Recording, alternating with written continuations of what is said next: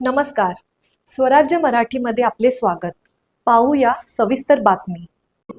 जे सत्तेत ओबीसी बांधव आहे त्यांनी या सत्तेतून बाहेर पडावं.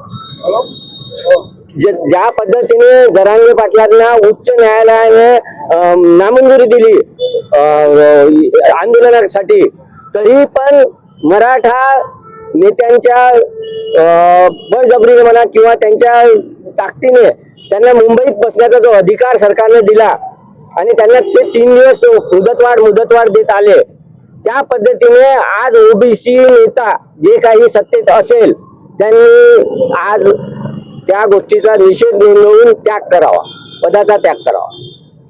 या गोष्टीची क्लिअर होणार नाही जोपर्यंत माननीय मुख्यमंत्री म्हणणार नाही की बा नाही बा ओबीसीच्या आरक्षणाला धक्का लागणार नाही, जोपर्यंत क्लिअर करणार नाही तोपर्यंत त्याग करण्यात यावा असं मी त्यांना हे करीन. जो मराठा आरक्षणासंदर्भात जो JR शासनाने काढलेला आहे त्याच्या निषेधार्थ हे आंदोलन आहे. आणि जात बदलवता येत नाही. तुम्ही धर्म बदलू शकता, तुम्ही काही करू शकता, पण तुम्ही जात नाही बदलू शकत. आणि जात बदलून ओबीसीचं आरक्षण खाण्याचा हा जो छुपा डाव आहे, हा ओबीसी बांधवांना त्यांना लक्षात आणून देणे हे आमचं मुळात काम आहे आणि हे आम्ही करत राहू.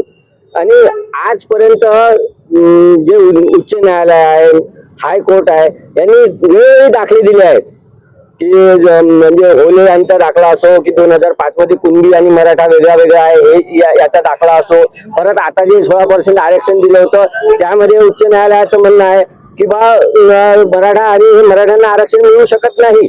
त्या व्यतिरिक्त पण सरकारने या गोष्टीचा विचार न करता छोट्या पद्धतीने मराठा समाजाला ओबीसी मध्ये घालण्याचा जो घाट घातलेला आहे हा सर्वस्व चुकीचा आहे आणि असा ओबीसी बांधव होऊ देणार नाही. स्वराज्य मराठी, बातमी नाही जबाबदारी. चॅनलला लाईक करा, शेअर करा आणि सबस्क्राईब करा.